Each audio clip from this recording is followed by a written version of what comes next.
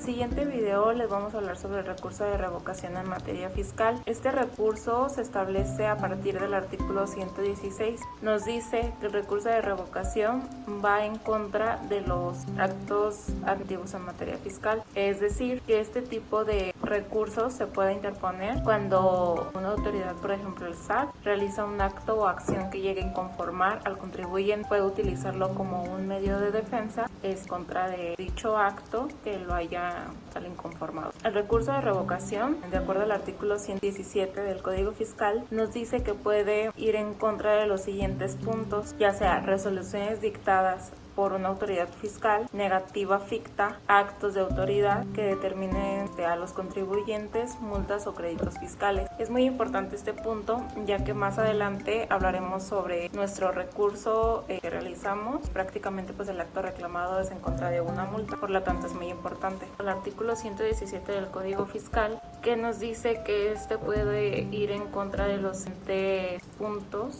Por ejemplo, puede proceder contra resoluciones dictadas por un fiscal, por negativa ficta, actos de autoridad que determine al contribuyente, multas o fiscales. Esto es muy importante recordarlo, ya que posteriormente a que expliquemos nuestro recurso de revocación, hablaremos sobre nuestro acto reclamado, que es uno de los puntos. Al igual, en este video vamos a explicar su elaboración, qué debe de contener, es decir, sus requisitos, algunos de sus plazos y más que nada cómo nosotros realizamos la revocación, es decir, cómo incorporamos las partes, las autoridades, el acto reclamado y principalmente nuestros agravios. Por último, también queremos que es importante poner atención al momento de realizar nuestra revocación o cuando lo queramos como tal, ya que hay causales de improcedencia, es decir, casos por los cuales no te van a admitir tu recurso, te lo van a rechazar. Entonces, es importante considerarlo. Nos dice el artículo 124 de la Federación que nos habla sobre los casos de improcedencia. Algunos de ellos, más que nada algunos porque son más, nos habla sobre aquellos que no afectan el jurídico del recurrente, es decir, que la parte que está interponiendo el recurso no tenga nada que ver o como tal no se le genera un agravio. Es una causal de improcedencia, que sean resoluciones dictadas en un recurso administrativo o en cumplimiento de sentencia y que ya haya sido impugnado ante el Federal de Ejecutiva el acto, por lo cual ya no se puede interponer un recurso a lo que ya se le promovió previamente. Hola, mi nombre es Juan Pérez y en este video voy a explicar cómo elaboré un recurso de revocación en contra de una multa emitida por el SAT. Voy a platicarles qué contiene este tipo de demanda fiscal, es su estructura, qué capítulos lleva y exactamente qué fue lo que puse en mi caso, desde el proemio, los hechos, los agravios, las pruebas hasta los puntos petitorios. La intención es entender cómo se arma un recurso y qué lo hacen válido. Bueno, esto fue lo que me dio a mí y explicaré un poco acerca de lo que realicé. El capítulo 1, el recurso de revocación, como todos sabemos, medio de defensa que tiene el contribuyente para impugnar actos ilegales, en este caso pues del SAT, como multas, créditos fiscales, embargos. Sirve para que la autoridad fiscal revise si su acto se emitió correctamente o tiene errores de fondo o de forma. Es decir, antes de ir ante un tribunal, primero le dices al SAT, oye, revisa tu resolución porque aquí hay fallas que me afectan. Que entendido esto, en el capítulo 2 voy a hablar qué es un recurso de revocación, mejor dicho. Yo en este caso soy el promovente o recurrente, es decir, quien presenta el recurso. La autoridad demandada, en este caso pues el SAT, a través del área que emitió la multa. En mi caso en concreto, yo impugné una multa que no cumplía con los requisitos del artículo 38 del Código Fiscal de la FED, en especial porque no señalaba el lugar de emisión. Ese defecto hace que la multa sea inválida y ese fue mi argumento principal, o sea, mi punto de elite. En el capítulo 3 de esta parte del video hablaré del proemio. Para comenzar el escrito redacté el proemio donde puse mi nombre, Juan Pérez Ramírez, que actuó por mi propio derecho, mi domicilio fiscal, ya sea, pues sí, donde normalmente yo estoy ubicado, ya sea en casa o domicilio para trabajar, mi RFC, mi domicilio para oír y recibir notificaciones, mi correo electrónico, la autoridad ante la que presento dicho recurso y el acto que estoy impugnando, como dije anteriormente, mi punto de litigio. El acto impugnado en este caso fue la resolución de multa sin número emitida el 23 de septiembre del año en curso por un monto de 25,000 pesos,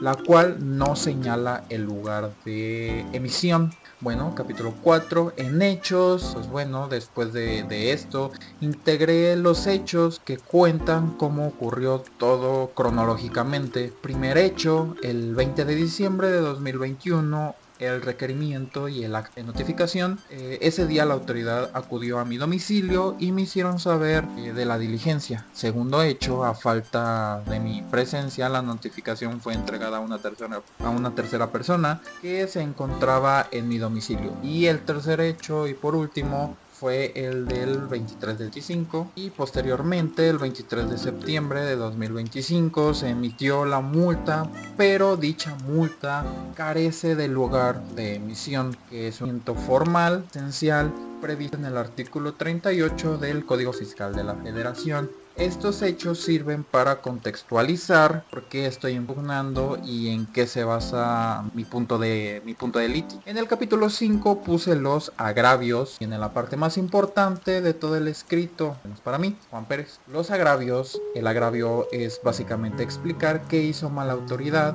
y cómo afecta y por qué debe declararse inválido el acto. En mi caso argumenté lo siguiente y es bastante extenso. Como agravio único, la multa es ilegal porque no cumple con los requisitos esenciales del artículo 38 del Código Fiscal de la Federación, específicamente la obligación de señalar el lugar de emisión, como lo reiteré enésimas veces. Si falta ese dato, la multa queda mal fundamentada y no puede surtir efectos jurídicos. Algunos de los daños que me causa, usé un razonamiento tipo silogismo, como lo vemos en clase, y es premisa mayor. Todo acto administrativo sin requisito del artículo 38 del Código Fiscal es nulo, y premisa menor, la multa que me emitieron no contiene lugar de emisión. En conclusión, por lo tanto la multa es nula de pleno derecho y me causa inseguridad jurídica. La omisión del lugar de emisión me afecta porque no puedo verificar la competencia territorial de la autoridad, no puedo saber desde dónde se emitió el acto y eso genera incertidumbre sobre la validez de la resolución. Y bueno, pues aquí le puse un poco de crema a los tacos porque pues prácticamente en agravios es todo lo malo que hizo la autoridad y debemos de ser un poco crueles con la autoridad porque pues vulnera nuestros derechos. Como apoyo con jurisprudencia, tal como mi compañero alguna vez lo utilizó y me sirvió, utilicé un criterio para reforzar mi argumento y en este caso fue la jurisprudencia Tribunal Federal de Justicia Administrativa V-J-SS-13, la falta de requisitos esenciales del artículo 38 del Código Fiscal de la Federación genera la nulidad lisa y llana del acto administrativo. Además, cité una ejecutoria que establece que la nulidad procede por vicios formales, deben declararse cuando se incumple alguno de los requisitos del artículo 38 del Código Fiscal de la Federación. Esto fortalece jurídicamente mi agravio. Y bueno, en el capítulo 6 puse las pruebas, después ofrecí dichas pruebas documentales, requerimiento de pago, acta de identificación, la impugnada, donde se observa la omisión del lugar de emisión. Con estas pruebas, pues bueno, demuestro la secuencia de hechos y el defecto formal. Y por último, en el capítulo 7 fueron los puntos petitorios. Finalmente en los petitorios, pues bueno, en mi caso yo solicité que se admite el recurso, que se declare sin efectos la multa que estoy impugnando, que se admitan también todas las pruebas ofrecidas y con esto cierro el escrito y lo firmo. Bien del lado derecho o de izquierdo, como usted guste,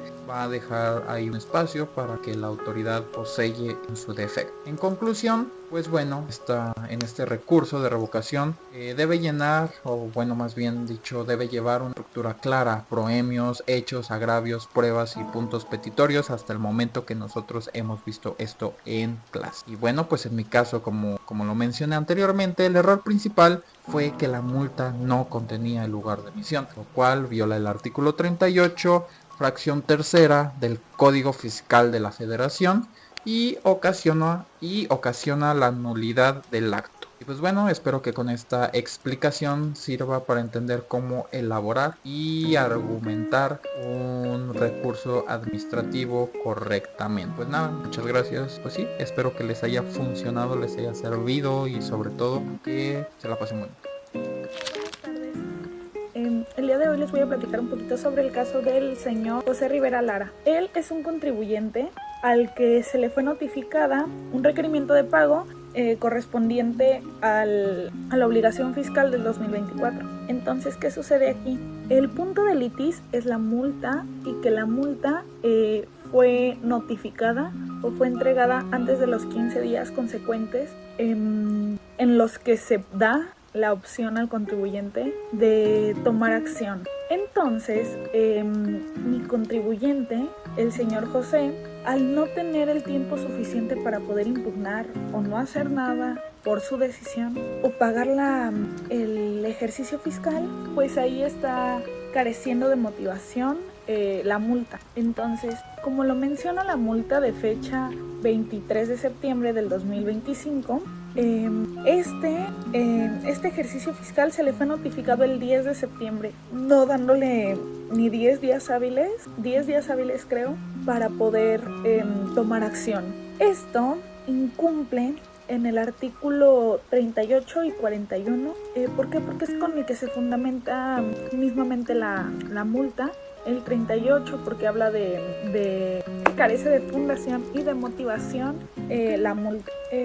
Continuando con este mismo tema, otro artículo que a lo mejor podemos ver vulnerado o otros principios que pueden ser vulnerados son los que hablan sobre esto, que es el artículo 14, porque hablan de los procesos, del debido proceso, como cada persona merece y tiene derecho a un debido proceso. Y aquí en este caso se está viendo porque no se le da la oportunidad. La tesis que yo elegí para poder fundamentar esto fue una tesis en materia administrativa, era sobre la revisión electrónica, sobre los artículos 42 y 53 del Código Fiscal de la Federación, que prevén un plazo para desvirtuar las irregularidades precisadas en la resolución provisional.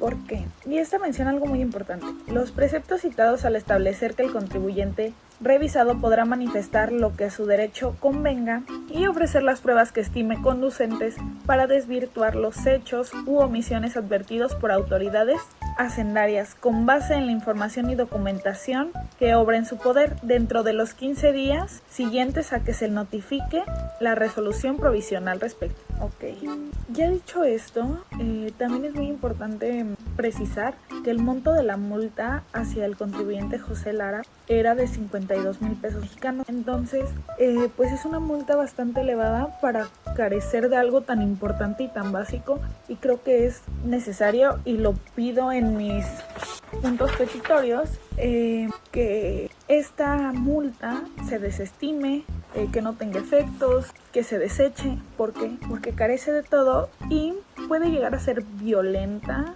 en sus derechos fundamentales por base a la Constitución. Entonces, yo las pruebas que ofrezco son 3. La documental, que consiste en una copia de la resolución impugnada.